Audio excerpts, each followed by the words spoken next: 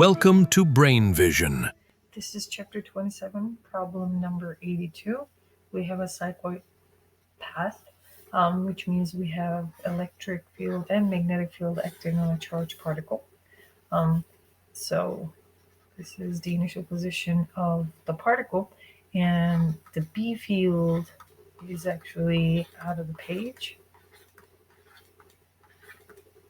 So this is the B field, and E field is actually up. This is the E field acting. So the trajectory of the particle looks something like this. And then it reaches y equals 0 again. And then it repeats itself periodically. Now, in part A, we are asked to discuss the motion, the trajectory itself. So the particle starts from rest, right? The initial velocity here is 0. Whenever y equals 0, rv, the speed is also 0. So the particle starts from rest. The electric field generates the electric force. Since the particle is positively charged, F sub E has to be also up. This is F sub E, right, acting on the particle. And let's say particle starts from rest. So E field causes the displacement along Y, right?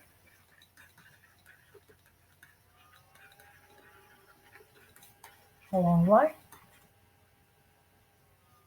And F sub B, the force generated by the magnetic field causes the curvature. So at the top point, somewhere here, at the top,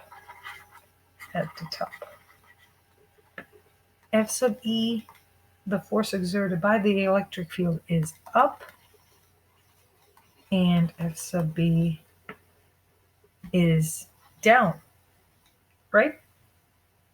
And the speed of the particle has to be maximum,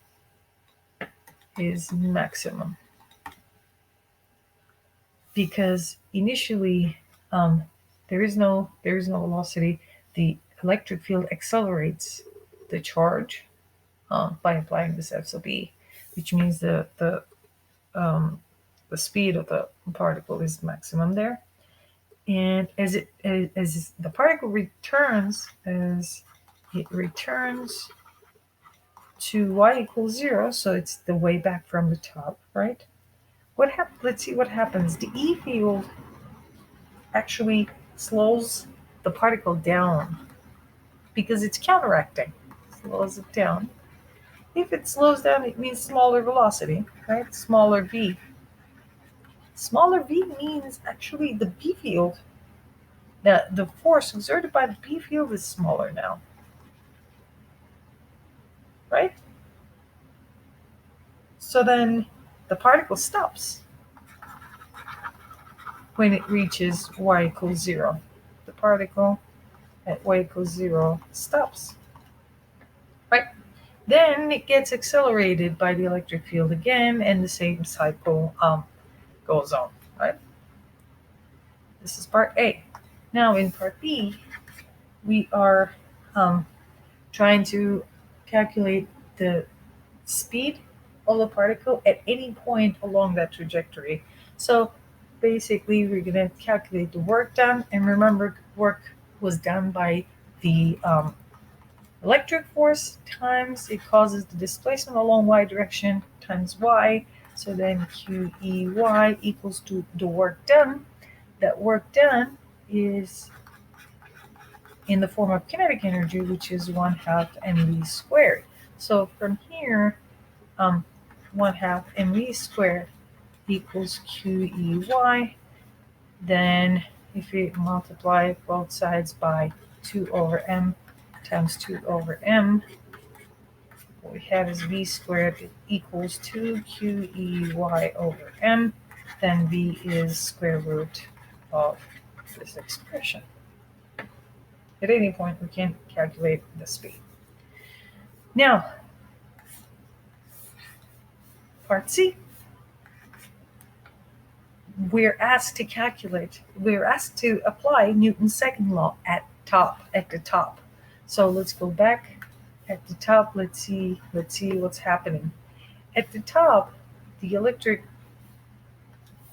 at the top of the trajectory, this is the direction of F sub E, and this is the direction of F sub B. How do I know that? Using the right-hand rule. The B field is out of the page, the velocity is towards right, so from the right-hand rule, F sub B has to be down and F sub B has to be up. Now, the net force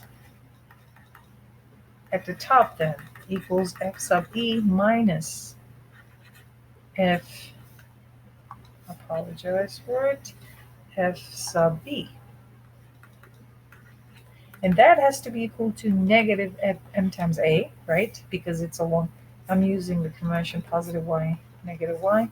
So then negative mv squared over r. QE f sub e is QE, QVB is also f sub b. So negative mv squared over r.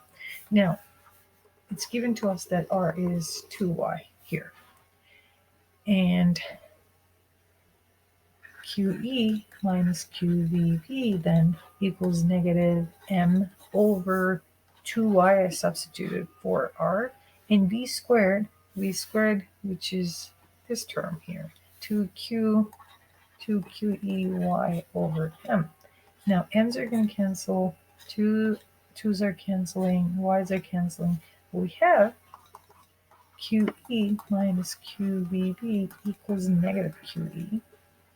So if I add QE to both sides, I'm going to have 2QE and QVB.